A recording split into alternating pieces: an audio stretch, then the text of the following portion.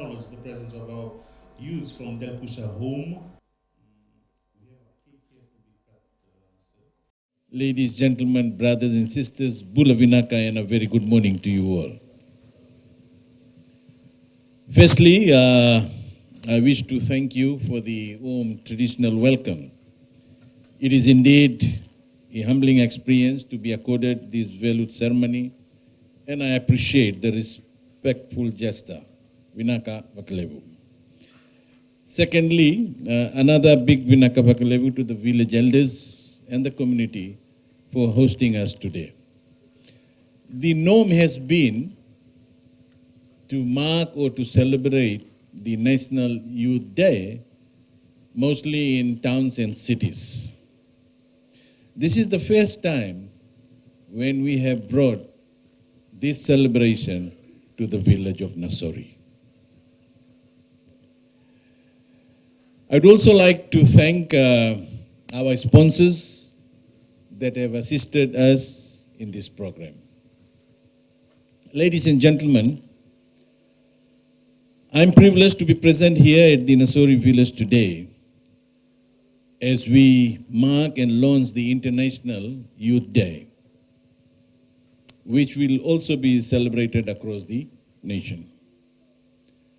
I'm delighted to be amongst you, and I'm sure you are all as excited as I am. It is a positive turn away from the atmosphere of city of Suva and to come to the village of Nausori, as I mentioned earlier on. As we join hands with all youths around the world on this special day, nationally, we thank the Fiji First government for the concerted effort put in place to ensure today's celebration is realized.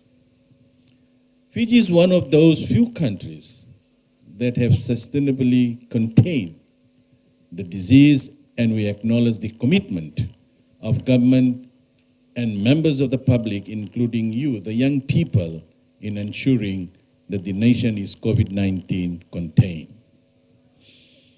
The Fijian government, not only the engagement, but also the development of youth has been a priority. The government has supported the educational needs of the Fijian youth and prioritized the development of their skills. The United Nations theme for the International Youth Day celebration this year is, and as mentioned earlier on, is Youth Engagement for Global Action. This theme reminds us that simple daily acts of youth involvement, like helping a friend, neighbor, or a family to make positive choice, can lead to healthier lives for each one of us. And this also will make positive impact in the lives of all in our communities today and tomorrow. For this year's International Youth Day celebration, the ministry will focus on 3 areas for the youth's engagement, and separate events will be held in the Central, Northern, and Western Division. The Central Division event will focus on youth engagement for food security. The Northern Division program, that is tomorrow, will focus on youth engagement for health and well-being. And the Western Division event, which will be on Friday, will concentrate on youth engagement for climate change. At this juncture, I would like to inform that for the past couple of months, we have been talking to the respective landowners to provide unused lands to the youths of that respective village or the communities. And I can tell you that there has been a success rate in allowing the youths of those respective villages to use the unused land. And we have got written agreements in place between the landowners and the ministry so that when we give government funds, those projects are sustainable.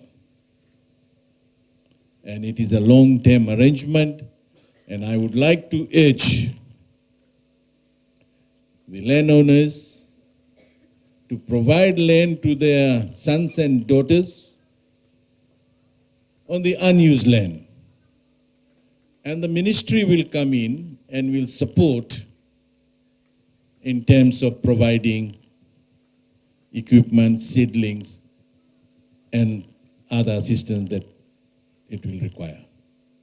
So I thought that I will pass on this message here because I've been going around to the villages and settlements in past few months, and I have seen the interest that has generated amongst the people.